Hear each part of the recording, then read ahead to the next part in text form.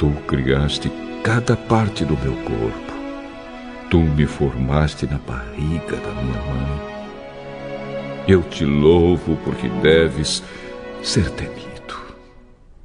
Tudo o que fazes é maravilhoso e eu sei disso muito bem.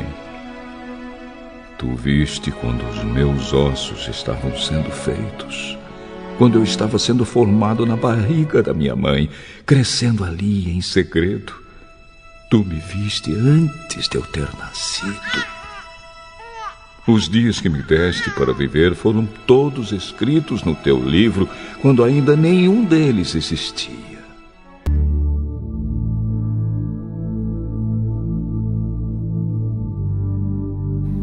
Então, Deus te deu livre-arbítrio para escolher qual lado você quer. Se você quer escrever a sua história ou se você quer viver a história que Deus escreveu para você. Mas quando nós decidimos escolher nós mesmos escrever nossa história, nós corremos um risco, que é o risco de errar. Vou dar um exemplo aqui. Quando a gente está na escola e a professora pede para a gente escrever uma história, você vai lá, você escreve um texto grande, vamos imaginar. Aí no meio do seu texto você percebe que você poderia ter escrito um texto melhor, você poderia ter feito uma história melhor, e aí você apaga tudo que você escreveu e reescreve de novo. Mas tem uma coisa ruim nisso, e levando para o lado espiritual, é uma perca de tempo que a gente leva. A gente perde tempo de viver uma história linda que Deus escreveu para nós. E quando você vive a história que Deus escreveu, as vontades de Deus são perfeitas. Então o que Deus escreveu para ti é o melhor que você pode viver.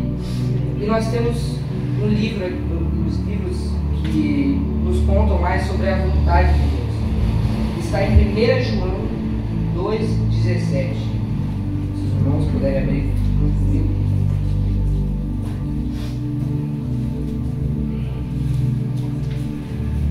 Amém? E o mundo passa e a sua concupiscência, mas aquele que faz a vontade de Deus permanece para sempre. O outro versículo está em João 6,37,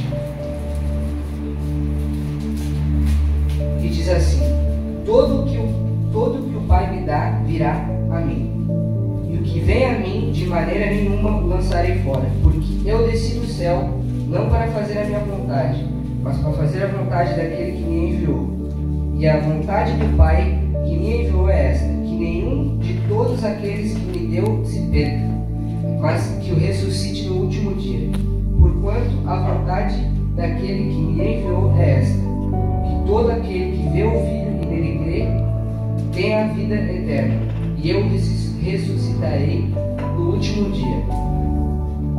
E agora os irmãos não precisam abrir, é só em Mateus 7,21, que diz assim: Nem todo o que diz Senhor, Senhor entrará no reino dos céus, mas aquele que faz a vontade de meu Pai que está nos céus. Então a história que Deus escreve não corre risco de ser apagada, porque o que Deus escreveu é perfeito para cada um de nós. Vamos usar um exemplo dos homens que foram usados por Deus na Bíblia. Quando Davi foi contra Golias, Deus não via um menino, Deus já via o futuro rei de Israel. Quando Samuel disse: Eis-me aqui, Senhor, ele não viu um menino, ele já viu um profeta. Quando Moisés estava no cesto no Nilo, Deus não viu um bebê, Deus via um homem que ia ser usado para libertar o povo hebreu do Egito. Então o que eu estou querendo te dizer é que Deus já planejou o início e o fim da tua vida. Deus já escreveu cada passo que você está dando. Então, às vezes a gente pode achar que Deus não está escrevendo a nossa história. E Mefibosete é um ótimo exemplo para a gente contar aqui. O começo da história de Mefibosete foi triste.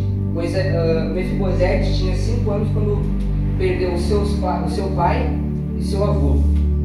E logo depois ele ficou coxo. Então, anos depois, Mefibosete foi morar em Lodebar. E Davi perguntou: será que alguma pessoa da família de Saul ainda está viva? E ele ficou sabendo que lá no Lodebar morava o filho de Jonatas, que era seu amigo. Então Então mandou chamar, e a partir daqui Deus continuou escrevendo a história de Mefibosete. Então, a história dele foi triste até onde ele escreveu. Apenas até o momento que ele decidiu cuidar da sua vida. Mas aí, quando Deus entra na história, a coisa muda, irmãos. Quando ele entregou a história nas mãos de Deus e pediu: escreva a partir de hoje a minha história. Das ruas passou a morar no palácio. Eu não estou falando que se a gente viver a vontade de Deus, a gente não vai morar em mansão.